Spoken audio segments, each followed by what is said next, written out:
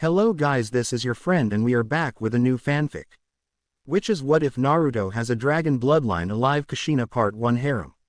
And if you enjoy this fanfic then please press the like button and subscribe to my channel for more fanfic like this. And now let's start the fanfic. October 10th Kyuubi Festival ==. It was dark in the village of Konoha. The streets were lighting up and the villagers were celebrating the day the Kyuubi was defeated. A group of ninja wearing black hooded cloaks with a white dragon on the back of them were walking through the busy streets. Three however had their hoods down revealing their faces. One was a man who was 6'0".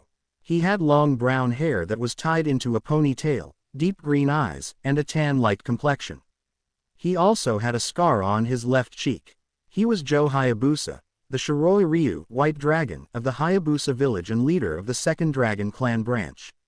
He's ranked as an S-class nin with a flee on sight order and was the only ninja capable of going toe-to-toe with the Yellow Flash and lived to tell about it.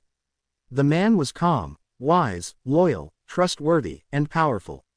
Walking beside him was his wife, Scherzer Hayabusa, the Kuroi Tenshi Black Angel of the Hayabusa village. She was 5'8" and without a doubt the most beautiful woman ever to be seen. She had long flowing black hair that stopped to the middle of her back, deep blue eyes, the face of an angel, and flawless ivory-colored skin that seemed to glow in the moonlight, giving her the appearance of a goddess. Holding her hand was her 6-year-old son Ryu Hayabusa.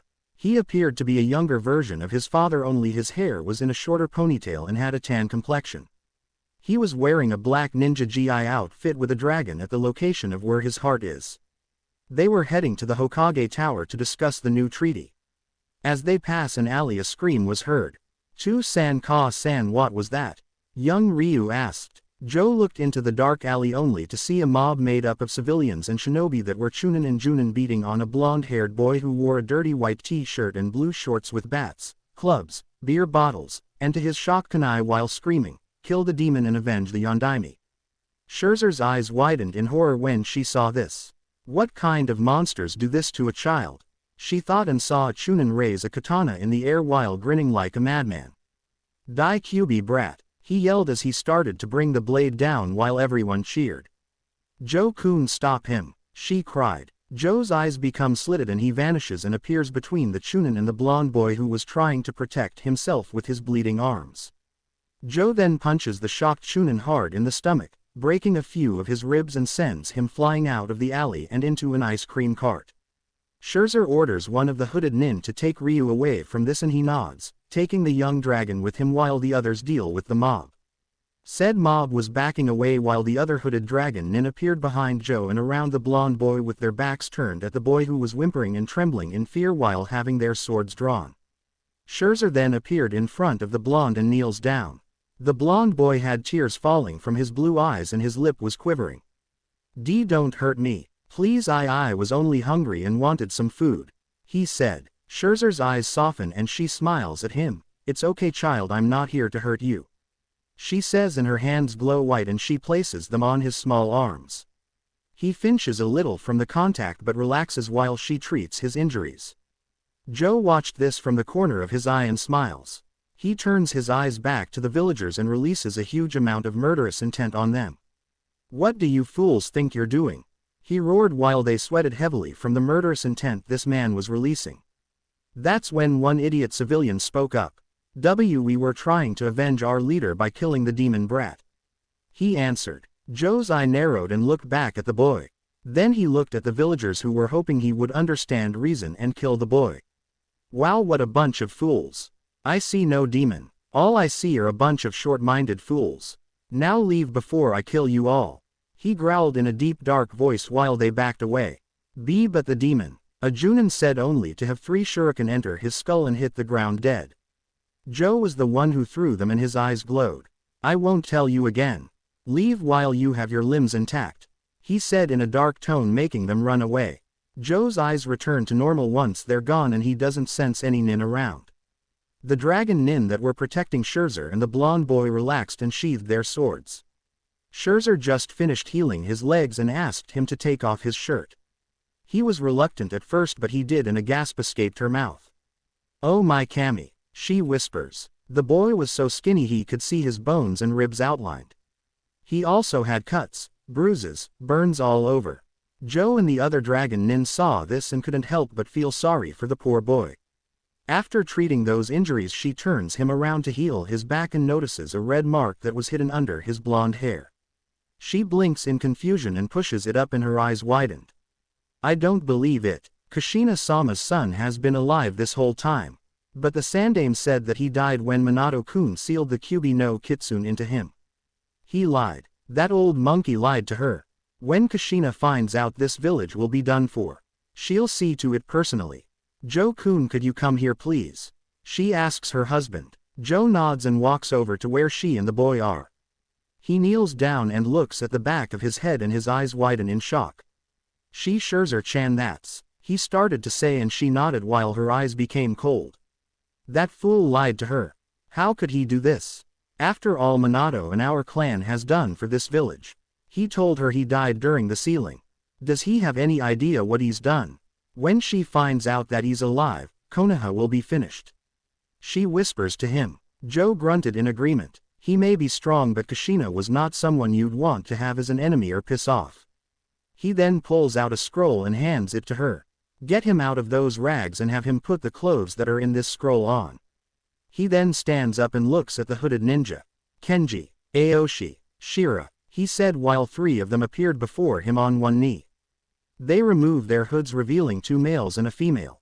Kenji had reddish-orange hair that was in a ponytail and violet eyes. Aoshi had shoulder-length bluish-black hair and gray-colored eyes. Shira had violet-colored hair and red eyes.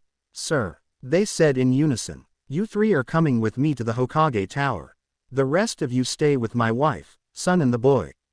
If anyone tries to harm the blonde boy, kill them. He commanded while the ones in the hooded cloaks nodded. Let's go, he said to Kenji, Aoshi, and Shira, who nodded, and they vanished from the alley. Scherzer bites her thumb, drawing blood from it and smears it on the scroll. The seal glows a little, and in a puff of smoke, a dark blue GI that was similar to Ryu's appeared. She then turns to the blonde child, who blinked at her confusingly. Here, young one, put this on. You don't want get sick now, do you? She asks in a soothing tone.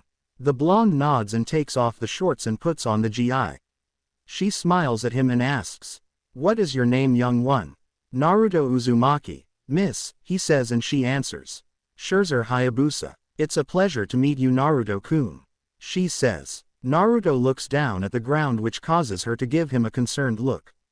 Are you okay, Naruto-kun? She asked while Naruto shifted his feet nervously. Why are you being so nice to me? Almost everyone in this village hates me, beats me, or they say I'm a monster who kills innocent people. He said quietly. She frowns but places her hands in his shoulders. You're not a monster, Naruto-kun. These people are just a bunch of fools who can't tell the difference between one and the other. Would you like to meet my son, Ryu? She asks and he nods. Come on then, let's get out of this dirty alley. She says and gets up. She then holds out her hand to him and he takes it, making her smile as she led him out of the place into the village. The hooded ninja follow her from behind. They notice the villagers were glaring at Naruto and calling him a demon brat, and that the Hokage should have killed the creature when he was born. The hooded nin twitched their fingers as they heard this. Naruto held Scherzer's hand a little tighter. She notices this and sees the looks the villagers were giving him and releases her own murderous intent at them, making the fools stop and tremble at her icy gaze.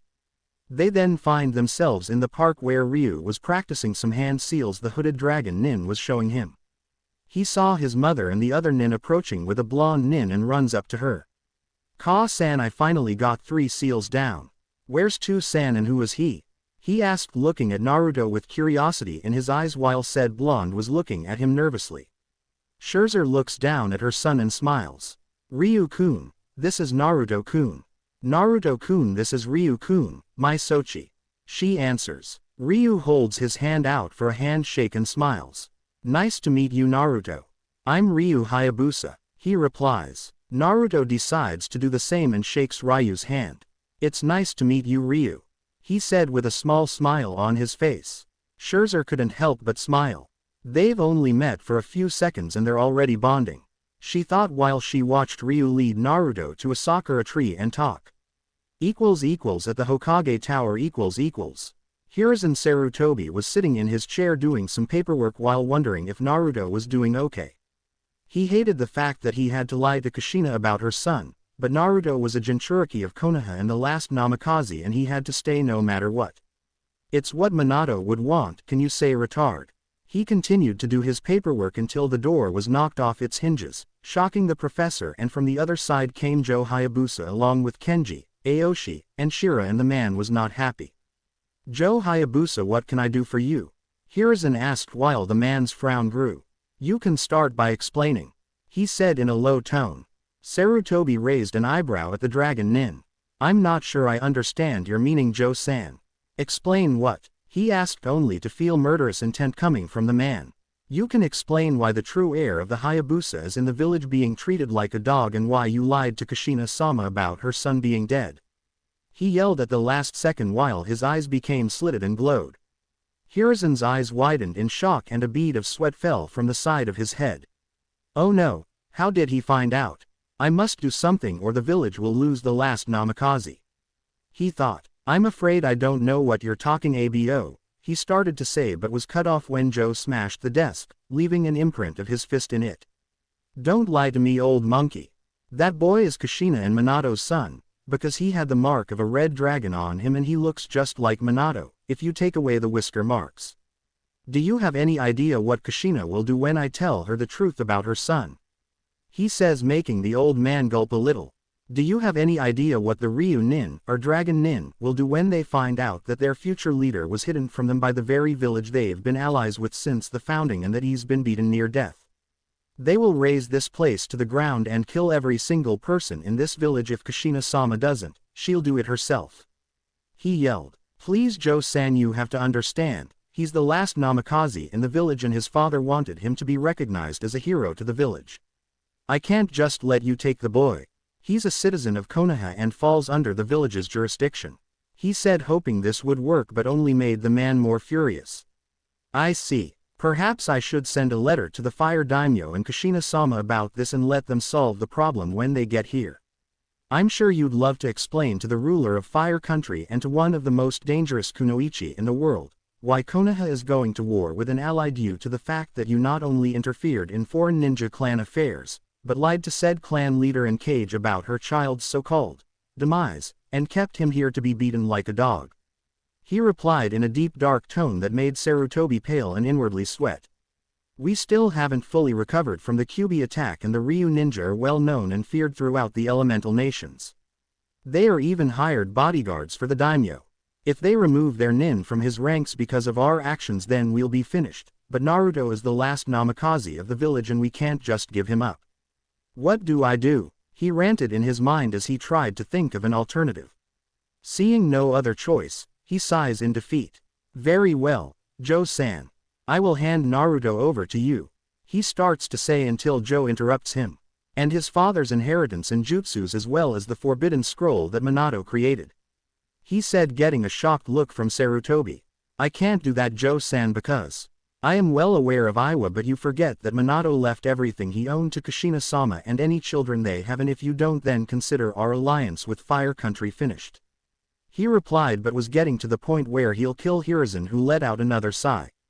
"Fine. Just let me get everything." He then gets up and heads to the Hokage's vault. He returns with 3 large scrolls. One contained the Namikaze clan's currency. The other one contained all the jutsu they ever created and their fighting style. And the last one was the forbidden scroll of sealing. "This is everything, Joe-san. Is there anything else?" he asked. "No, you've done enough already. You and this village have caused nothing but trouble and pray that I can convince Kushina-sama not to declare war on Konoha due to the stupidity of the leader and his followers," he said with anger etching off his voice. Sarutobi flinched from those words and looked down in shame while Joe and his ninjas left the tower. Hiruzen then looked at the picture frame that held Minato's picture in it. It was like he was glaring at the old man for failing to protect his son. "Minato, I'm sorry I couldn't protect Naruto," he thought while looking at the destroyed door and had the secretary send a maintenance worker to fix it. Konoha Park . Scherzer had a smile on her face when she saw Ryu showing Naruto how to perform hand seals, which he mimicked. Ryu also told him about the Hayabusa village and that it was a village on the other side of the world. She then saw her husband and his 3 nin walking towards them with 3 large scrolls. She walks over to him and looks up at her koi lover. "So how did it go, Joe-kun?" she asked while he smiled at her. "It went well, Scherzer-chan. Naruto will be coming back with us. He won't have to stay in this godforsaken place ever again. I just hope I can convince Kushina-sama not to destroy Konoha after this. I wouldn't wish her wrath on even my worst enemy," he replied while his brow twitched at the thought of an angry Kushina. Whenever he saw her angry or pissed, he ends up seeing the form of the Shinigami hovering over her head and pointing at her victim. Scherzer giggled when she saw him shake his head and looked over her shoulder to see Ryu and Naruto doing hand seals and smiles. "I see Naruto and Ryu have developed a bond already," he said while his wife looks at the two and nods. "Yes, it appears so. Naruto-kun, Ryu-chan, come over here please," she spoke out and the 2 6-year-olds ran up to her. "Naruto-kun, this is my husband Joe Hayabusa. He's the leader of the Hayabusa clan," she said. Naruto looked at the man and bowed. "Thank you for saving me, Joe-san," he said while the leader smiles and nods. "You are welcome, Naruto," he said and paused for a few minutes and asked, "Naruto, how would you like to come back with us to the Hayabusa village?" he asked the young boy who looked up at the man with a surprised look. "You won't have to worry about being treated badly or glared at. Unlike this village, ours doesn't judge a book by its cover. You'll also be able to make friends there as well as hang out with Ryu here as long as you want. So what do you say, Naruto Uzumaki? Would you like to join our village and maybe be a ninja for the village?" he asked. Naruto just looks at him in shock. He can finally be happy and be in a place where he won't get beaten or glared at. He did had few after all. He then nods while wiping away his eyes. Joe smiles at him. "Okay, we have to leave now. Naruto, is there anything you need to get before we go?" Joe asks while Naruto just shakes his head. "All right then, let's go everyone," he orders and they nod. Scherzer took Naruto and Ryu's hands in hers and they leave the village. During the travel back home on the boat, Joe talked to Naruto and told him everything. About his inheritance, how his father Minato Namikaze sacrificed his life to seal the fox into him, how the old man lied to his mother saying that he died during the sealing, and that he was the true heir of the Hayabusa clan and he had a twin sister who looked like her mother. Naruto was an emotional wreck when he was told this and hated Sarutobi for lying to him whenever he asked about his family and letting those people in Konoha treat him like trash. Scherzer managed to calm the poor boy down and told him that he won't have to go through that anymore. But when he realized that he had a mother and sister, he was happy yet worried that she'd reject him. Scherzer saw this and said, "Naruto-kun, I highly doubt Kushina would abandon you even if you're the container for the Kyuubi." Naruto looked at and nodded but still couldn't help but hope she was right. Then Joe spoke up. "What surprises me is why she would attack the village in the first place.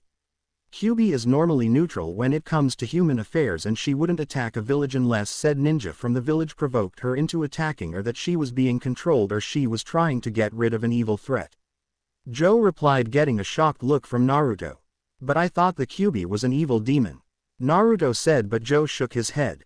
"I'm afraid that's not true, Naruto. Kyuubi is a spirit of nature, a guardian of the mortal realm, and only appears when a great evil threatens the earth. She's also well known to the Ryu dragon ninja and was around to assist our ancestors in defeating the dark dragon, but that's for another time." He answers and sees a mass of land from the boat. "Ah, it appears we'll be porting soon," he said as the boat heads for a dock. After the ship stopped at the docks, Joe had the 3 scrolls strapped to his back and moved forward into the forest with the dragon nin flanking him, Scherzer, Naruto and Ryu. "So, Ryu, what's the Hayabusa village like?" the blonde asks while Ryu thought about it and answered. "Well, for one thing, it's big. We don't have a large gate that surrounds it like the other hidden villages do, because we're not a hidden village. We also have ninja that are ranked like the ones in the elements. We also use ninjutsu, taijutsu, fuinjutsu, kenjutsu, and genjutsu, but we mostly excel in stealth, espionage, assassination, and interrogation," he said. "Wow, so does the village have a ninja academy?" Naruto asked, and that's when Joe answers. "No, we don't, Naruto. We prefer to train our ninja separately, but we do set them up in squads and a leader by their skills and not through meaningless titles like Rookie of the Year, or Kunoichi of the Year, or Dead Last, because that is insulting and ruins the way a squad cooperates. We also have a shinobi and civilian council that is separate and not joined. Also the Rukage Dragon Shadow, who your mother is, has the final say in anything. He answered while Naruto nods. When they enter the village, Naruto couldn't believe what he was seeing. The village was huge. The buildings were larger than the ones in Konoha and the streets were filled with civilians and ninja. As they walked through the village, Naruto noticed that when the civilians and shinobi looked at them they either smiled or bowed. There was not even one glare from them. He also saw shinobi parents training their children in the ninja arts. They continued to walk until they came to a large Japanese castle that was surrounded by compounds. The place was bigger than the Hokage Tower. On top of the castle was the statue of a red dragon with golden eyes, ruby red scales, a golden underbelly, spines, claws, and horns, and it had its head raised and its maw open, revealing a row of ivory white teeth. It appeared to be roaring at the sky. Naruto said only one thing. "Wow," he said looking at the dragon while Joe chuckled. "Yes, even now I can't help but be amazed by the appearance of the statue that represents our village," he said as they continued to walk into the compound district. Once they reached the Uzumaki compound, Joe dismissed the dragon Nin while Scherzer took Ryu with her to the Hayabusa compound to get some rest. Joe and Naruto approached the door of the Uzumaki compound, but Naruto was a little nervous and scared. He was going to meet his mother and sister for the first time. Joe looked at Naruto, who was fidgeting, and placed a hand on the boy's shoulders to calm him down. "Relax, Naruto. Your mother is a kind person and is respected and loved by everyone in the village," he said softly. Naruto lets out a sigh as Joe opens the slide door and they walk in. The inside was decorated with paintings of dragons and weapons. There were also statues of dragons lined up through the hallways. As they walked through the hallways, they came to a stop at a door that had a red swirl on one side and a dragon on the other. "Naruto, get behind me. I want to surprise your mother," he whispered to him. He nods and gets behind him as he knocks on the door carefully. "Enter," a voice said that Naruto thought sounded like an angel. Joe then opens the door and enters the room with Naruto behind him.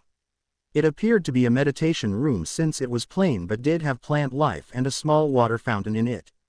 In the middle of the room was a woman who seemed to be 5 feet 8. She had long flowing red hair, ivory-colored skin, and the figure of a goddess. She was wearing a crimson-colored ninja training gi with a coiling golden dragon on the back. She was sitting in a lotus position with her back turned to Joe.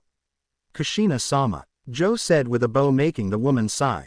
"Joe, how many times do I have to tell you to only call me that during meetings?"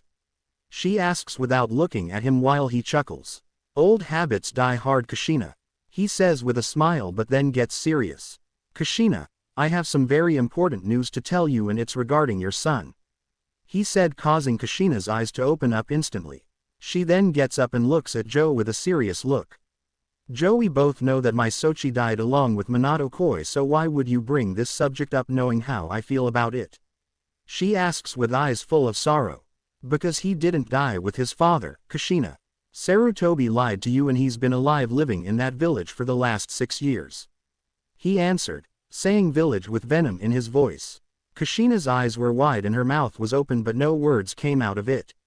"I took him out of the village and also got the clan scrolls that belong to Minato, including the one that contains the Hiraishin and the forbidden scroll that he created," he says, pulling the 3 scrolls from his back and placed them on the floor. "Your son is right behind me too. Come on out, Naruto," he said, and a blonde 6-year-old who looked like a miniature version of Minato walked out in front of Joe and looked up at his mother. Kushina looked down at Naruto while her eyes became moist and tears formed in her eyes. "And Naru-chan," she replied while Naruto smiled at her and walked up to Kushina, grabbing her hand. "Ka-san," was all he could say because she scooped him up in her arms and hugged him to her body while sobbing uncontrollably. My baby's still alive. I'm so sorry, Naru-chan. I'm so sorry for not looking for you. Please forgive me," she said as she held even closer. Naruto wrapped his arms around his mother's neck and laid his head on her chest while he cried silently. Kushina was crying tears of joy, muttering, "My baby," over and over. Joe smiled at the scene and left Kushina and her son alone so that they could catch up. After that little scene, Kushina wipes her tears away with her arm and takes a good look at her son. "You look just like your father, Naru-chan," she said while Naruto blushed and then looked at her. "Ka-san." Joe-san said that the Kyuubi was sealed into me by Two-san but told me that he wasn't an evil demon. "Why did he attack Konoha then?" Naruto asked. He asked while Kushina frowned and thought about it. "Honestly Sochi, I don't know. Kyuubi is a spirit of nature and wouldn't attack the village unless he had a reason to. So tell me, how was your life in Konoha for the last 6 years?" She asked but noticed the frown on his face and he started to tell her everything. How the adults would beat him on his birthday and made their children stay away from him, how he had to eat out of garbage cans and only eat at a ramen stand, and that he was overcharged for clothes and food and that he was kicked out of the orphanage when he was 4. To say Kushina was pissed would be an understatement. She was beyond livid or pissed. Her eyes went from blue to a golden yellowish-orange color with a tint of red on them and her pupils became slitted. She growled, baring her teeth and the top ones extended into fangs. "Those bastards. I'll kill them. I'll raze that damn village to the ground and rip Sarutobi apart with my bare hands." The Rukage said in a dark tone that'll make Orochimaru run away crying like a little girl. Naruto noticed this and placed a hand on her cheek to try and calm her down. "Don't let them get to you, Ka-san. They're not worth it. They didn't honor Two-san's dying wish," Naruto said, which caused Kushina to calm down and her eyes and teeth returned to normal and looked down at her son who smiled at her. She does the same but sighs. "You're right Naru-chan, they're not. I'm sorry if I scared you," she said while she sat down Indian style with her son on her lap. "Scared me? That was cool what you did. Will I be able to do that?" he asked with a huge smile on his face. Kushina couldn't help but laugh at her son. "Yeah, you will once you activated our family's Kekkei Genkai bloodline limit," she said, getting a confused look from her son. "Kekka what?" he asked while she had to hold in a laugh by biting her lower lip as Naruto blinked a few times and tilted his head to the left. "Kawaii. He looks so cute when he's confused," she squealed in her mind as a chibi form of her jumped up and down squealing. Kushina was about to say something but the door opened and a 6-year-old girl with red hair and ivory complexion like her mother walked in. She also had blue eyes and wore a red gi like her mother's.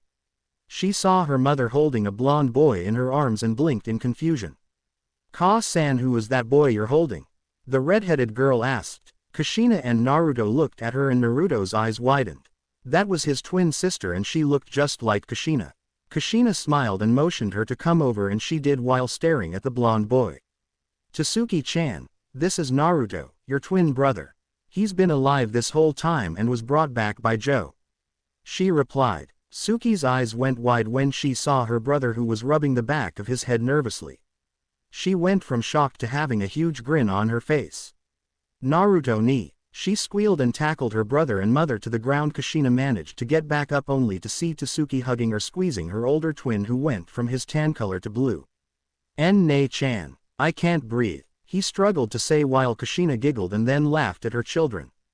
The sun's rays shined down on Naruto's face which caused him to squint a few times. He turned in his bed and blinked a few times before opening his eyes. He woke up to see that he was in a large room that had different kinds of things in it. There were some pictures of his mother and father when they got married and some where they were teenagers. There were some of his mother and her side of the family in Whirlpool before it was destroyed. Even Konoha dishonored the Uzumaki clan. On the walls were paintings of different colored dragons, each shooting different colored fire or another element. There were also statues of golden dragons lining up the walls. He also had toys and plastic weapons like shuriken, kunai, and ninjatus that were in a black wooden box, and next to his bed was a small dresser drawer that had a stuffed red dragon on it. Naruto started to rubbing the sleep out of his eyes and went to his closet. It was in a sense huge, having not only training gi and sandals but other things like different colored shirts, shorts, pants and shoes he's never seen before. "Wow, I can't believe that this is all my stuff," he said, admitted until he was tackled to the by a red blur. They both tumble on the ground for a while until they finally came to a stop with Tasuki sitting on top of Naruto, grinning. She then got up and started to hug the life out of her twin brother. "Morning Naruto ni," she said while Naruto was struggling to breathe. "See, can't breath, Tasuki-chan," he said, trying to get out of her vice grip. Tasuki lets go while Naruto gains his breath back. "Hee, sorry Ni-san.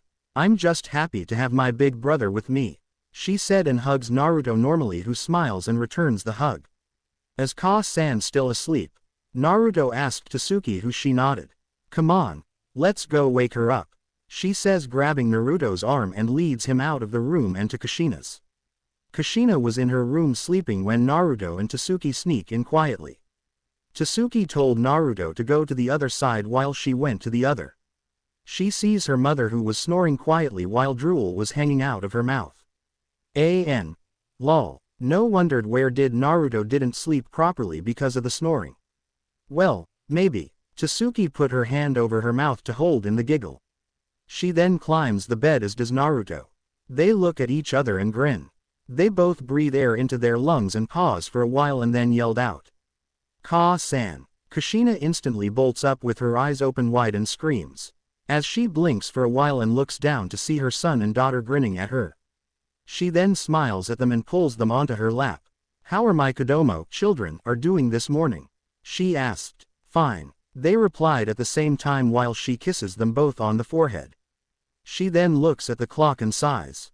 It was 10:30 a.m. So she gets up with her children in her arms.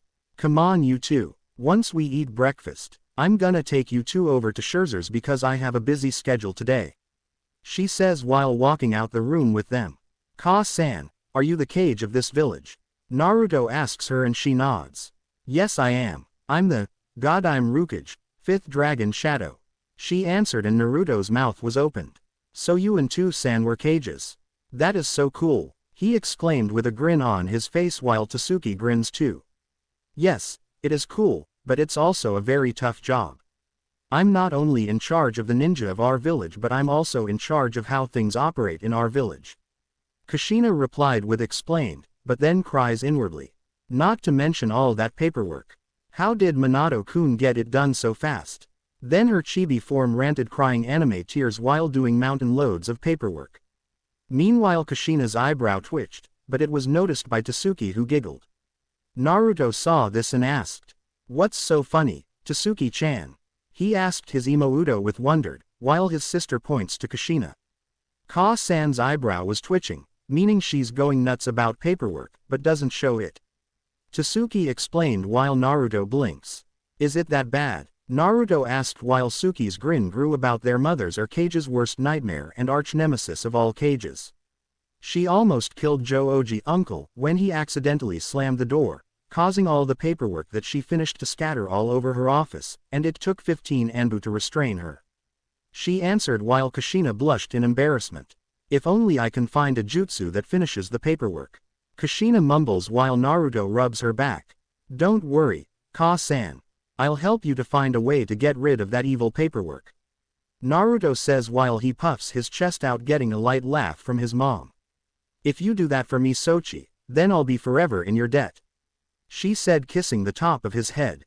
"Ka-san," Naruto whined while she and Tasuki laugh at him. So once they had breakfast, they got changed and Kushina, Naruto, and Tasuki were heading for the Hayabusa compound.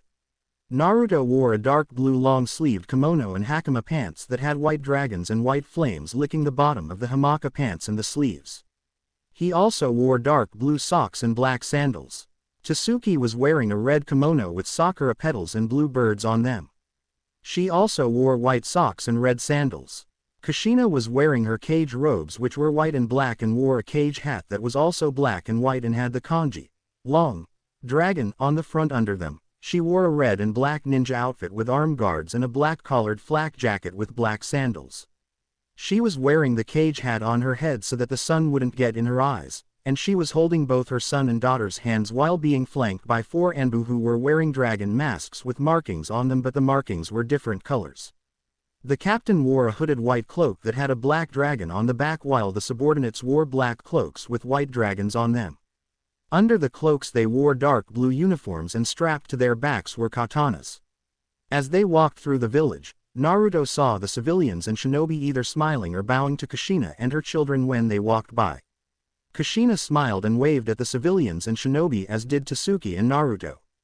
Naruto knew they respected him and his family because of their clan and their mother being the Kage, but he wanted to earn their respect just like his mother and father did. When they reached the compound, guarding the gates were two ninja wearing masks that covered half of their faces, black Junin shirts and pants, dark blue-collared flak jackets, and black headbands with the symbol of a dragon on them. They noticed Kushina, her children, and the dragon Anbu coming towards the compound. When they stopped at the gate, the two guards bowed. "Greetings, Rukage-sama. What brings you to the Hayabusa compound?" one guard asked while she smiled. "You may raise your heads, Jonins. I'm just here to drop my children off since I'll be really busy today." "Is Scherzer and Ryu-chan is here?" she asked while they raised their heads. "Yes, they are here. Joe-sama already left for the meeting you called. You also said, children, Rukage-sama. I could have sworn you had only Tasuki-san." The second guard asks while making Kushina sigh about it. "To make a long story short, I just found out that my son was still alive for the last 6 years. Everything else will be explained at the meeting." Kushina answered while the guards look at Naruto for a while and then back at Kushina. "We understand, Rukage-sama. Would you like for us to escort your children into the compound?" First guard asked, getting a nod from their leader. "Yes, I must be going now," the Rukage said and kneeled down to hug her children. "Stay on your best behavior, you two. I'll see you both later." Naruto and Tasuki hug her back. "Okay, Ka-san, come on Naruto ni," Tasuki said and led Naruto past the gate and towards the compound while one of the guards walked behind them. Kushina got back up and then looked at the Anbu. "Let's go," she said in an authority tone while they nod and the 5 of them shunshin to the Dragon Tower. Meanwhile, the guard escorted them into the compound, which was similar to theirs but was a little smaller. As they walked through the compound, they saw Scherzer teaching Ryu some new hand seals and how to chant incantations. The guard did a small cough, getting their attention, and they see Naruto and Tasuki grinning. Scherzer motions the guard to leave, who nods and shushens away. Tasuki runs over to Scherzer and hugs her, while she smiles and returns it. "Hi Scherzer Obasan," Tasuki greet while the woman laughs lightly as they release each other. "Hello Tasuki-chan," she greet back and noticed Naruto, who looked nervous, making her smile grow. "Don't be shy Naruto-kun, come give me a hug," she insisted in a sweet tone. Naruto walks over to her with a small blush on his face and she gives him a hug. Tasuki sees Ryu, who had a small blush on his face, ran over to Ryu and hugged him, making the young dragon turn red from the contact. Scherzer releases Naruto, who was smiling at her, and she looks over to see Ryu red from Suki's hug. "Ah, how cute." Ryu's already formed a crush on Tasuki. "I can't wait till he's older. The teasing that I'll do to him and her will be priceless," she thought while Naruto saw this and asked, "Anyo-sa, Scherzer Obasan, why is Ryu red? Is he sick or something?" Scherzer looks at the confused look on his face and couldn't help but sigh inwardly. Just like his father, as well as with Kushina. Ryu's fine Naruto. He's just a little embarrassed from the hug Tasuki-chan gave him, she answered while Naruto looked at Tasuki, who was leading Ryu out their backyard by the hand while Ryu was redder than a tomato. "So, he's shy?" Naruto asked as they went to join them while Scherzer nods. "You could say that. Now let's go join your sister and Ryu." Scherzer replies, Dragon Tower Council Chambers Kushina was now sitting in a chair in the council chamber. On her right was Joe Hayabusa and on her left was the Captain Commander, Sotaicho, of the Dragon Anbu, Arashi Kazama. He was 5 feet 11 and wore his mask on the side of his face, revealing his face. His eyes were light gray and he had jet black hair that stopped to his shoulders. There were also the elders who gave Kushina suggestive advice, and the shinobi and civilian council. "Rukage-sama, is there a reason why you summoned us here?" one of the elders asked. Kushina looks at him and nods. "Yes, there is, and the reason why I summoned you all here is because the true heir of the Dragon Clan has returned," she answered with announced, getting shocked looks from all of them when one of the civilians spoke up. "Pardon me for saying this, Rukage-sama, but I thought your daughter was the true heir," the civilian merchant asked, and Joe spoke up. "That would have been the case, however when me and my group went to Konoha to get more supplies we found her firstborn being beaten by civilians and shinobi," he answered. Kushina had to suppress the murderous intent she wanted to release after hearing that while the members of the council's eyes widen. Would you be so kind as to start from the beginning, Joe-san? A shinobi member asked, and he did. After hearing the story, to say they were pissed would be an understatement. That was when one of the shinobi members spoke up. Those bastards. How dare they? Yeah, who does that fool of a cage think he is lying to our leader about her son's so-called demise? Lying to a cage, interfering in a foreign clan's affairs, and denying the boy his true inheritance. Those actions are considered acts of war. After all the things our village has done to help them, they do this. Something must be done and they must pay for this. Another elder yelled out. This kept on for 10 more minutes until Kushina slammed her fist into the desk. Silence, she roared, and they went quiet. She then breathes out a sigh and starts talking. I understand how you all feel. Believe me when I say that I too am pissed at what Konoha has done to my family, and I assure you Konoha will pay for their actions. She stated, before continue. But the question is how? I will leave that up to you because right now, I'm tempted to go to that village personally and raze it to the ground. As her eyes flashed a golden yellow color which made everyone in the tower including the hidden Anbu shivered. That's when one of the business members spoke up. I suggest we punish them financially by increasing the amount of exports and technology we send to them and the other villages in Fire Country and double their profits. He said while tilting his glasses up with his index finger. Kushina nodded at his request and looks around. Anyone else has suggestions? She asked, and a shinobi member who was a kunoichi spoke up. The high-ranking missions they trade for ours should be temporarily null and voided until you decide to drop it. The same with the bodyguards for the fire daimyo, stating that he can only request a minimum amount of our ninja, and if he asks tell him to have Konoha explain. I'm sure they would be more than happy to explain why half of his bodyguards are being sent back to us, and I'm positive our daimyo would agree to your reasons since you two are good friends, Rukage-sama, and will demand why Konoha lied to you about your son. She replied with a sick smile on her face. Another shinobi member looked at her with wide eyes. Akira, that is so evil and underhanded, I like it. He said with a grin on his face, and she rubbed her nose with her finger. Thanks, Kaiser. Akira replied while a dark smile appeared on Kushina's face. I like that idea too, Akira-san. Kushina says, and that's when another elder spoke up. If I may ask, Kushina-sama, since your son is one of the few survivors in your family's clan and has the dragon bloodline, wouldn't he fall under the village's CRA? He asked before continue with explanation. I mean, it's a fact that you can't have any more children due to the fact that you had some complications when giving birth to your daughter and son. While Kushina looks at him. We're not trying to force him into any marriages or anything like that, but since he is the only male in the village who possesses the true dragon bloodline, he falls under that law. No one will interfere with who he wants in the clan. I only request that he has at least 3 or more future wives before he turns 18. How does that sound? The elder asked, insisted. Kushina looks around the room and lets out a sigh and replied. Fine, I will agree with this, but Naruto gets to choose his own wives. How does that sound? Kushina asks and gets a nod from them. Before she add in her finishing sentence.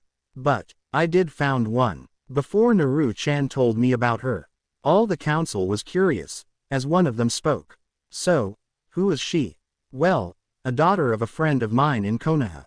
Kushina answered. That made the council surprised. Who? Kushina smiled for the answer. She is the first friend Naru-chan made, before her mother took her away from him for protection before I told him.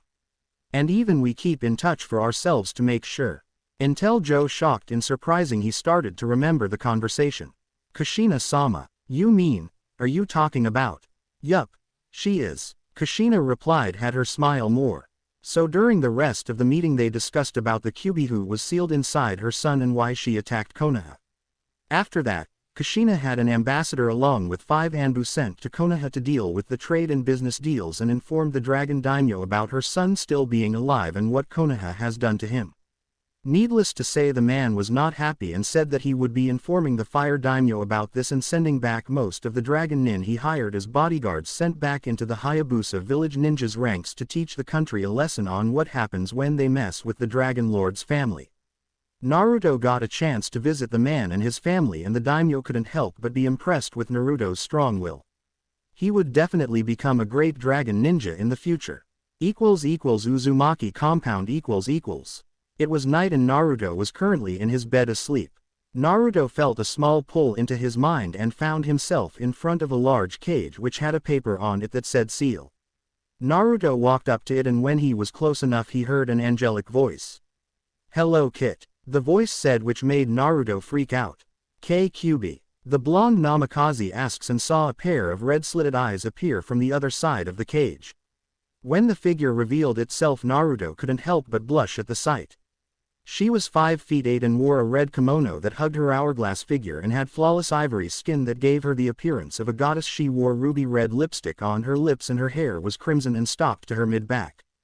Canines jutted from her upper lip and she wore ruby red nail polish on her nails and toenails.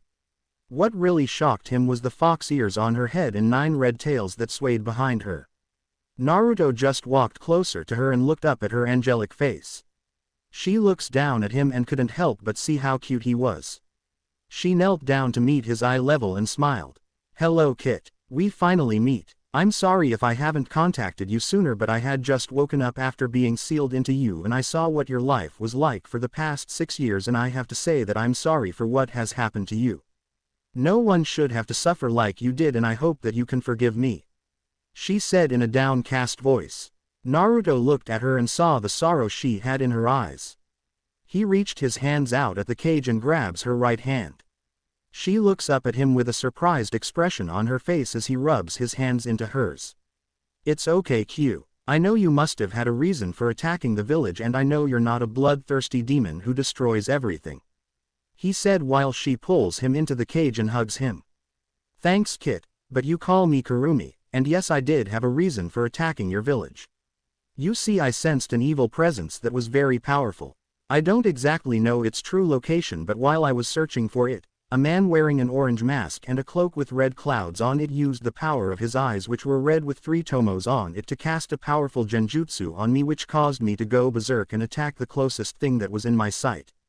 That was your village, or former village. Your father, the 4th Hokage, used the Shikifuin Dead Reaper seal on me and sealed me into you. I've been in a deep sleep for the past 6 years and woke up when I felt my Uchiha healing your body," she explained while Naruto digested the information into his brain. "I see. Say, Ka-san said that I had a bloodline based on the dragons.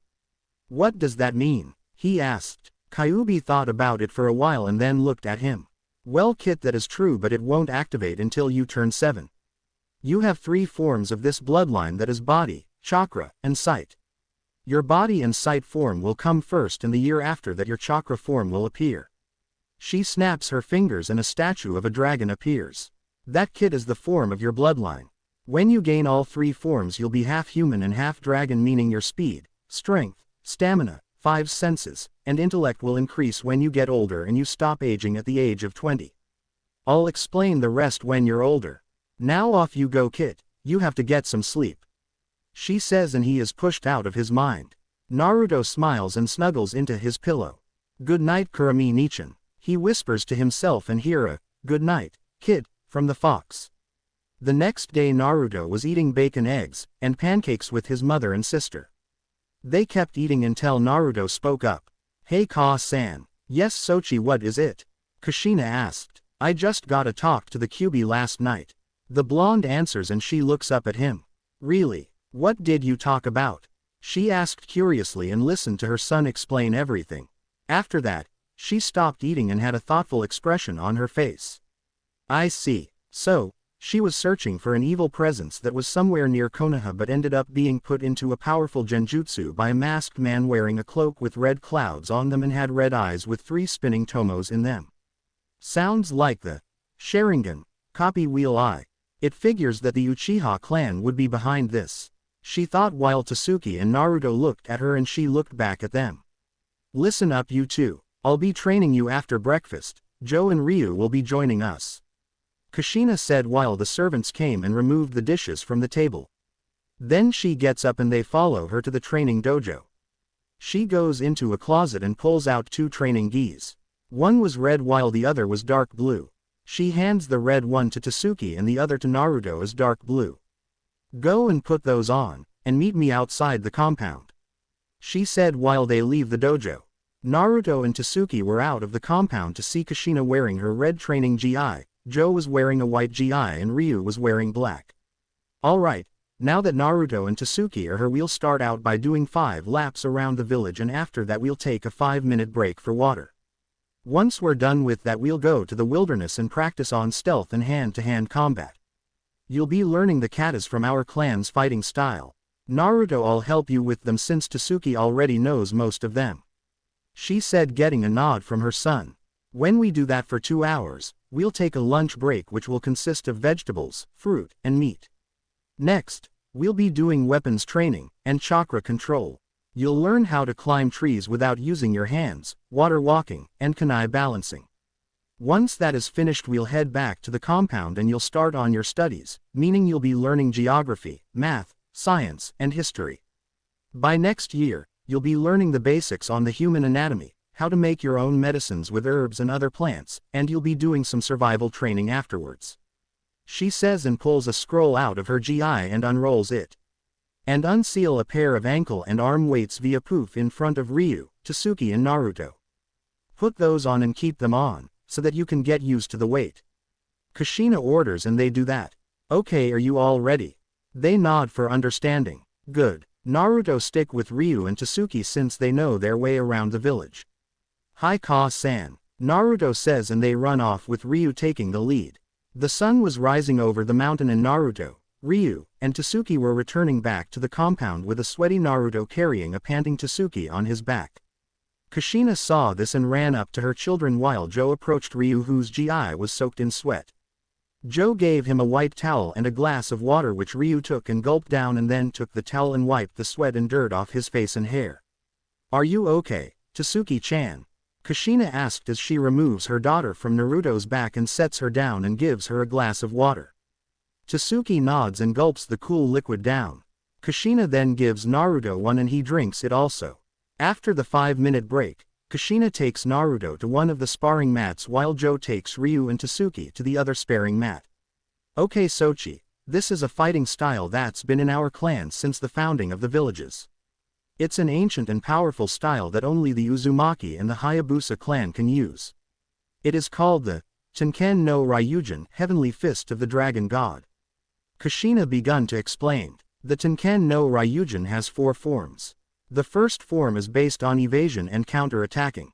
It's basically a defensive style where you use your opponent's strength against them and is used to disable and not kill. Grapple and submission holds are used in it as well as palm strikes. High-level reflexes and senses are needed for it to work. We also call it the Hisho Ryu, Soaring Dragon. The second form is based on breaking the opponent's bones and causing external damage. Power and speed are needed for it to work, and it too disables but rarely kills unless you go for the neck bone, nose cartilage, skull, or backbone, which is also the spinal cord. The knees, elbows, fists, and feet are used in this form, and it's called the Kibatsu Ryu, Striking Dragon. The third one is the most deadly form of the Tenken no Ryujin. It's an assassination form that is based on killing the opponents by striking any of the 8 vital parts of the human body. They are the lungs, liver, jugular vein, clavicle vein, brain, kidneys, spinal cord, and heart. It can cause both internal and external damage to the person and also shatter bone and destroy internal organs in an instant. It's called the Satsujin no Ryu, Murderous Dragon. The final and most powerful form is called Daiguren no Ryujin, Great Crimson Lotus of the Dragon God. It is a combination of the first 3 forms put into one, and only someone who has mastered every form can use it. She finished explaining. Have you mastered every form, Ka-san? Naruto asked while she nods. Yes, I have. I was 18 by the time I fully mastered it, she said, getting an awe look from her son. Now we'll begin with the Hisho Ryu and Kibatsu Ryu. I want you to mock my form and movements, she said, and performs the katas for the Hisho Ryu. Naruto watched and copies her movements. Remember Sochi, this is a push and pull style. Keep your muscles relaxed and your senses calm, and your breathing steady. You want your movements and energy to flow when you're fighting, she says while pulling her arms and fists back and then pushing them forward into a double palm strike, and Naruto does the same. Like a river, he asked while his mother nods. Yes Sochi, like river. Now I'm gonna make my movements a little faster and I want you to try to keep up. She says, getting a nod from her son, and they increase the speed of their movements. Kushina, however, couldn't help but be impressed with how fast her son was improving. Incredible. He's only seen the first form for only a couple of seconds and he already understands its principles. It took Tasuki 2 days to understand it. If only you were here, Minato-kun. You'd be proud of both of your children. She felt impressed about her son's great knowledge. Tasuki, Ryu, and Joe were watching this and couldn't help but be amazed. Tasuki was happy, but was a little jealous at her brother. He understands it in only a few seconds while it took me 2 days. She comment with a pout while Joe chuckles. No need to be jealous, Tasuki-chan. It's probably his way of learning. The white dragon replies while Ryu nods. I agreed, even though it took me 4 days to understand the first form. Ryu said in a joking manner while Tasuki playfully punches him in the shoulder. Quiet you, she says while he rubs his shoulder. They trained like this for the rest of the week and Naruto starts to improve until he was at Tsuki's and Ryu's level and starts to spar with them. Kushina was very proud of how well they were progressing and couldn't help but think about how strong they will become when they're older. Only time will tell. 2 years has passed since Naruto reunited with his mother and twin sister. He's also become good friends with Ryu. They would always talk about being the strongest ninja in their village and would practice their katas in the Uzumaki dojo. Kushina helped Naruto improve on his writing, math, geography, and history. They knew both tree walking and water walking and were also good with kunai and shuriken and knew a few C-rank jutsu that Kushina and Joe taught them. They also learned the basic sword katas for the hidden Mitsurugi and know the basic forms of the Tenken no Ryujin. They're also learning archery, and how to use other weapons like the bow staff, kusarigama, scythe, and other weapons. I will had update the hidden Mitsurugi from one of my favorite stories. Right now the three were in the backyard practicing their shuriken and kunai throwing on a dummy who was the target. Joe was watching their progress while Kushina was at the tower working on some paperwork. When word got out to the villagers that Kushina's son was still alive and how he was treated in Konoha, they were furious and demanded retribution from Konoha. Some even wanted to declare war on the village of Konoha, but Kushina informed them that Konoha will be paying for their actions and that she and the daimyo will be dealing with this. While Joe was watching this, an Anbu with a black dragon mask on appeared kneeling behind the man. What is it, Anbu? Joe asked and the Anbu looked up. Sir, the Rukage sent me here to tell you that Ayame-san and her daughters are here. Also Scherzer-san has brought over Kurha and Momiji. He says, and Joe looks over his shoulder at him. Let them in. He approved getting a hi from the Anbu who shuns away. Tasuki decided to take a small break while watching Ryu and Naruto continue to throw kunai and shuriken at the practice dummy. They then ran out of shuriken to throw and looked at the dummy. Looks like we're tied again, Ryu. Naruto said and Ryu nods. Seeing the results that all targets were tie. It seems so, Ryu answers while they pull their throwing weapons out of the dummy. Tasuki sighed for seeing her brother and Ryu for the challenge and gets up. After all, they seems their accuracy is 100% or less hit the target. Are you two done showing off? She asked with an annoyed tone, while the two ninja in training rubbing the back of their heads sheepishly while Tasuki had her arms folded and was tapping her foot on the ground. Yes, we're done, Tasuki, so you can stop complaining. Naruto said in a whiny tone and had to move sideways from a punch his Imouto tried to deliver to the side of his head and he tripped her foot, making her stumble and hit the ground. Tasuki got up and rubbed her nose and glared at Naruto, who gave her a raspberry and a tick mark appeared on her face. She was about to charge until Ryu had her in a full Nelson or strangle and kept her from trying to attack Naruto, who was making faces at her. I'm gonna kick your butt, Ni-san. Tasuki exclaimed while her legs flail in the air. Ryu was struggling to keep her at bay until he saw a wasp which landed on his nose and he turned pale. Gah, a wasp. I hate wasps. He cried out and released Tasuki while running around, waving his arms and hands around frantically while the wasp got off his nose and flew away. Tasuki realized she was free and grinned evilly at her brother, who was now sweating bullets. She then started to crack her knuckles, which caused Naruto to take a few steps back. And then he bolted off with Tasuki on his tail. Come back here, Naruto, and take your beating like a man. she yelled while Naruto yelled back. I'm only 8, you dumb redhead. What? I'm gonna get you. For that I'm gonna knock you into next week. She cried out while Ryu was watching the yellow and red blur run around the practice field sighing. Joe, who was watching, sweat dropped at the scene. They're definitely Kushina's kids, alright. He mumbled and then saw Naruto, who was dodging her wild punches and kicks while grinning at her. Hold still, Baka, so I can hit you. She screamed out while Ryu sighed. At times like these, I'm glad that I'm the only child. He mumbles to himself. Tsuki tried to punch Naruto again, but he vanishes, shocking her, and appeared behind her. Before she could do anything, Naruto started to tickle her sides, causing her to cry out in laughter. Ha ha ha ha ha ha. Ni-san, stop. Ha ha ha ha ha ha ha, give ha ha up. She cried out while she continued to laugh out. Naruto stopped so that she could breathe and glared at Naruto, who just smiles at her and she ruffles his hair. Tsuki, don't do that. He cried while she grins. That's for calling me a dumb redhead. You do know that Ka-san is a redhead too, right? She asked with reason and made Naruto paled and laughed nervously. While that was happening, 5 figures appeared from the back of the compound. They were Ayame, Scherzer, Ayane, Kurha, and Momiji.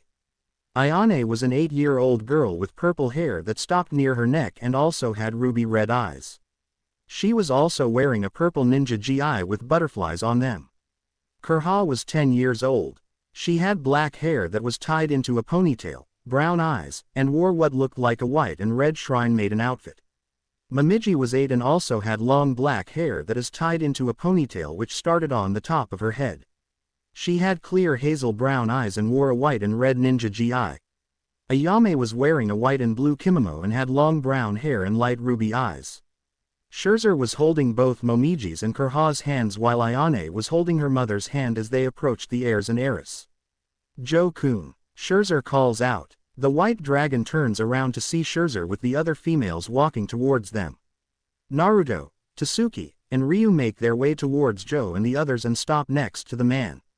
Tsuki sees Momiji and Kurha and waves while they do the same. Ayane was hiding behind Ayame, who was sighing. Hi Tsuki, Momiji says, but then notices the blonde, and asked, who's that Tsuki? That blinks Tsuki about her question and looks at her brother and shrugs. Oh, it's just my Baka of a brother, she says while Naruto face faults, and then gets up glaring at his Imouto. Both sisters' eyes widen when they see the blonde, who just laughs nervously and walks towards them. Hi, I'm Naruto Uzumaki Namikaze, he greeted introduce, and they bowed their heads before the true heir of the Hayabusa clan. Naruto blinks at them and then speaks up. You two don't have to bow to me. They then look up at Naruto with shocked expressions on their faces. But Naruto-sama, you're the true heir to the Hayabusa clan. It would be disrespectful of us to not. Kurha insisted, only for Naruto to interrupt her. Ma, you don't have to be so formal. I'm just a kid like you two are. And to me, respect is earned, not given, he says while placing both his arms behind his head. The girls just stare at him when he says those words. Aside from that, I would like us to be friends, Naruto said, grinning while their faces return to normal and they smile at Naruto, who holds his hands out for them to shake, which they did. As a tint of pink appeared on Momiji's face though. After shaking their hands, the sisters went to go talk with Ryu and Tsuki. Scherzer walks over to Joe and kisses him on the cheek. Ryu sticks his tongue out in disgust and turns his head away from them. Naruto looks at the other woman, who smiles at him as he walks over to her and bows. Hello, I'm Naruto Uzumaki Namikaze. Ayame bows back and speaks. Hello Naruto-kun, I'm Ayame Tenshin. Naruto smiles back but then notices a tint of purple hair peeking out and then hides behind Ayame again. Naruto said as he leans over to the right. Ayame notices this and giggles. Oh, where are my manner? I haven't introduced you to my daughter. Come on out, Ayane-chan. There's no need to be afraid, she said with a calming and soothing tone. The girl then walks around slowly and appears in Naruto's line of vision. I'm sorry, Naruto-kun. Ayane-chan is just a little shy, she said while Naruto nods at her. He approaches the timid girl and holds his hand out. Hi Ayane-chan. Want to be friends? Naruto asked, and she looks up at his grinning face and a small smile appears on her face. Sure, she says in an almost quiet tone. When she takes his hand he takes her towards the others. Ayame saw this and she was happy that her daughter made a friend, but was sad due to the fact that she was treated like a plague in the Mugen Tenshin village and everyone there kept their children away from her. The only two in the clan that associated with her, other than Ayame, was Hayate and Kasumi. Rukage Tower . Kushina was currently sitting with the daimyo of Dragon Country with two of his samurai guards flanking his left and right side. The man was by no means weak-looking, somewhat angular face and phenomenally developed physique. He had a build that would make any warrior proud, and he also wore a blue battle kimono with arm guards on his forearms. He wore a floor-length, white cloak with a red collar on it, black pants with European-styled boots, and he also had long black hair that was tied into a ponytail.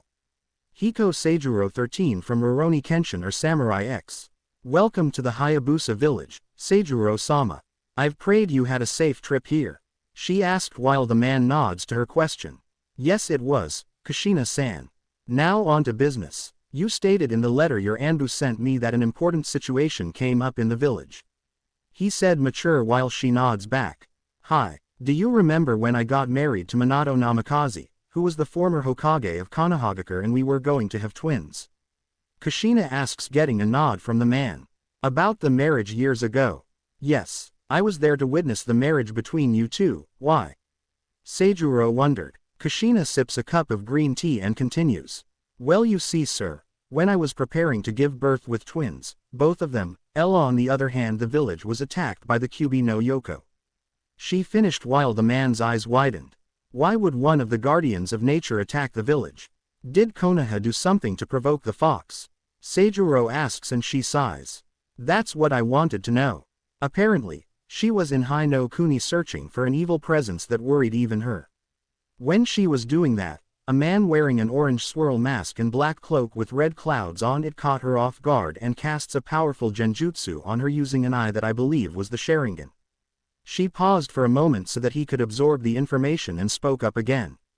Apparently whoever did that was a member of the Uchiha clan, since only they have eyes like that. It resulted in her going into her berserk state and attacking the first thing she set her eyes on, Konoha. During that attack, my late husband found a way to seal Kyuubi by summoning the Shinigami and sealing her. But the cost of summoning the god of death was your soul, so Minato-kun died during the process. Kushina said and had to hold back the tears she was feeling. But Kushina, how did he seal the Kyuubi into?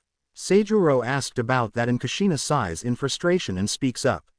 He sealed the Kyuubi into one of our children. One whom the Sandame said he died during the process. He was the first one born, and he spent the last 6 years in that village being beaten and spat on by those ignorant, short-minded fools, and it's taking all my willpower not to declare war on that foolish old man. She said with answer in a dark tone while clenching her fists under the table, not realizing that she was slowly releasing ki, making the samurai nervous and the daimyo to raise an eyebrow. Please, calm down, Kushina, he said while she breathes in and out to subsided her temper. Forgive me, Seijuro-sama, I didn't mean to, she started to say, but the man waved his hand in dismissal. Think nothing of it. So what is the name of your firstborn who was treated like that? Seijuro asked. My son, Naruto Uzumaki Namikaze, the true heir of the Hayabusa clan. She answered, causing the man's eyes to widen on shock. Hiruzen Sarutobi lied to me about my son's so-called demise, and let those fools in Konoha treat him like a criminal. He not only lied to a cage of another village, he interfered in a foreign clan's affair and kept the heir from the clan in a hostile environment. Pardon my language, sir, but I cannot forgive that son of a bitch for what he's done. And every civilian and ninja in the village are demanding retribution for this, and if Konoha doesn't make a response for their actions, then I have no choice but to declare war. The council has already decided to increase the prices for trade, exports, and economical goods, and I'm already prepared to send our Ryunin who are working as bodyguards for the fire daimyo back to the village. She explained while Seijuro lets out a sound and rubs his chin in thought. The man looks back at her and a small smile appears on his face. I agree with those terms, Kushina. Send a message to the daimyo of Hai no Kuni stating that you with the permission of the Dragon Daimyo Seijuro Hiko of Ryu no Kuni are summoning the Dragon Nin that he's hired back to the Hayabusa village. I want your council to double the price for trade, exports, etc. that go to Hai no Kuni's ports. If they have a problem with it, then I'll have both the Hokage, his advisors, the Fire Daimyo as well as you and your advisors come to a private summit here and we can discuss their actions against your son. You'll have my back in this kushina, and personally, I believe that Konoha needs to wake up to reality, since they believe they are the strongest village. Perhaps in the elemental nations, but not here. Not to mention that nearly all of my samurai could take on a Junin to Anbu level nin. He said declared and Kushina smiles and bows. Thank you, Seijuro-sama. She says and he smiles back. Think nothing of it, Kushina. Your clan and my family have been comrades since the beginning. I would like to meet your son someday. Perhaps I'll see him during the Chunin exams in a few years. Well, I must get going. I have a ton of paperwork waiting for me in my office and if I don't deal with it, my wife will not let me hear the end of it. He says while cursing like a sailor in his mind.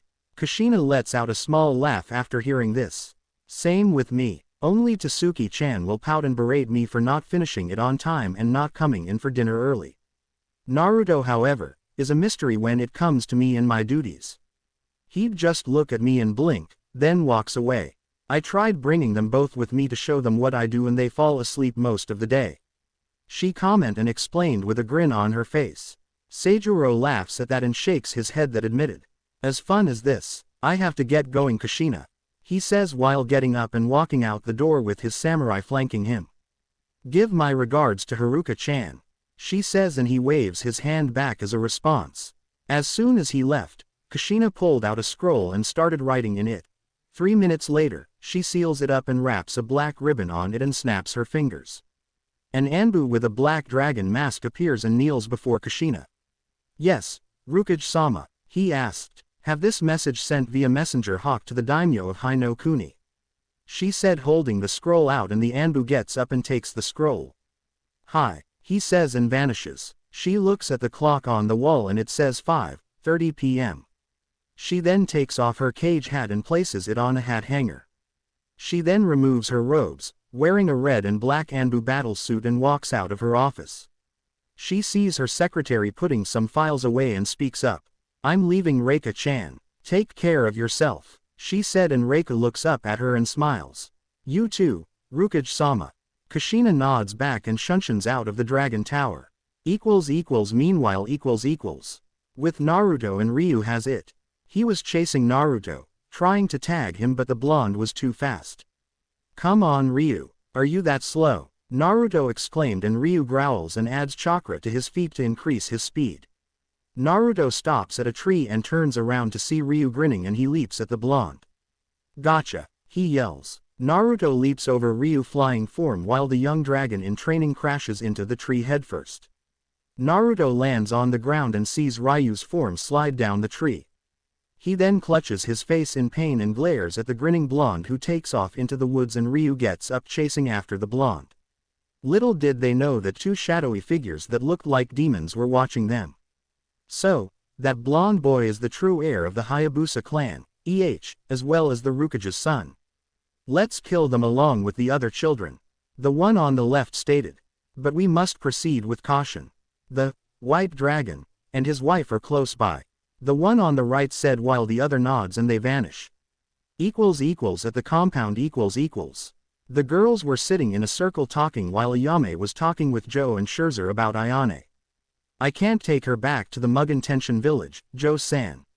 Ever since Rado attacked me and Ayane was born, everyone even certain members of the clan look at her with disdain and it hurts me to see them treat her like that. Ayame said as a few tears fell from her eyes. Ayame continued, Shiden has tried to reason with the members, but they refuse to acknowledge her as an heir to the clan since she carries the blood of a traitor in her veins. The villagers even pull their children away from her because they don't want her to infect them with her taint. It's only a matter of time before one of them decides to kill her and I can't let that happen. While Joe and Scherzer looked shocked, Joe's face returns to normal and speaks up. I see, he said and looks at Ayane who was laughing with the other girls until Naruto leapt out of a bush and into the middle of the circle panting, scaring the girls. Ni-san. Tasuki cried and Naruto was about to say something until a black blur named Ryu tackled him and they were now rolling around the ground wrestling while the girls jumped away and watched as Naruto and Ryu were fighting dirty. Scherzer and Ayame laugh at the scene while Joe sighs and shook his head for couldn't help. That was when Kushina appeared next to Joe wondering what's going on until she saw Ryu and Naruto glaring at each other with dirt and scratches on their faces while being held back by Momiji, Tasuki, and Ayane while Kurha tried to be the peacekeeper. Kushina sighs and Joe chuckles at this. Alright you kids, let's go back inside. Scherzer calls out. They all look at her and nod. Naruto and Ryu were about to join in, but Kushina appeared and grabbed them by their collars. You two need to get cleaned up, she added and they groan while being led into the bathing area. After getting cleaned up, Naruto and Ryu were in a new pair of ninja gis and headed for the living room where the other girls were but Ayane was missing. Naruto sees Momiji and sneaks up behind her. Kurha sees Naruto behind her sister and giggles while Momiji blinks at her, wondering why her Nei-san was giggling. As she turns her head that happens to see a grinning Naruto and eats, causing her to falls on her butt while looking at a laughing Naruto. She stands up and puffs her cheeks out and folds her arms, calling him a meanie. Naruto stops his laughter and then pulls her into a hug, causing a tint of pink to appear on her face. I'm sorry, Momo-chan, he says and releases the hug making her sputter and then turn red. Don't call me that, she yelled out only to cover her mouth in shock when she realizes that she yelled at the true heir of the Dragon Clan. Naruto just blinks at her with his hands behind his head and then a snort escapes from his mouth and he laughs even harder. Momiji looks at the ground and pouts while Kurha laughs at her Imouto. Ma, I didn't mean to embarrass you like that Momiji-chan, I was just teasing you. He said and pats her on the back. She looks up at him with a pout still on her face. I want another hug, she pled and spreads her arms out for another one while doing the puppy eyes jutsu. Naruto shrugs and gives her another one while she squeals and hugs him even tighter. Kurha chuckles at this and looks at Tasuki who was also giving Ryu the pouty look while he just sweat dropped and his right eye twitched. I want a hug too, Ryu-kun. Tasuki insisted while his eyebrow twitched. No, he refuses and she sticks her lip out even further. Please, she begged and her eyes grew big, making Ryu twitch more. Oh for Kami's sake she's worse than Ka-san. He thought but then lets out a sigh of defeat and opens his arms out. Fine, he mumbles. Tasuki then grinned and glomped Ryu and the boy's face turned blue from being hugged too tightly. He looks at Kurha who was holding her hands over her mouth to stop from laughing. Help me, he squeaked out. Momiji stopped hugging Naruto and went over to pry Tasuki off of Ryu. So Kurha-chan, are you a shinobi in training? He asked and she shakes her head for a no. No. I'm training to be a shrine maiden. When I'm old enough it'll be my duty protect the Hayabusa clan's treasure. Kurha said and he nods. Oh, so Momo-chan is training to be a kunoichi? Naruto asked and she nods while said girl slumped her shoulders at being called that name again. She didn't want to be a shrine maiden like me, because she doesn't want to spend her life doing nothing. Mom tried to convince her to be one, but Momiji is stubborn like our father. Kurha explained with a grin on her face while Naruto chuckles. I am not, Momiji yelled while Kurha just grinned at her. Naruto snickered and was about to say something until he heard someone yelling. Don't touch me, I hate you and our clan. The voice yells making everyone jump up.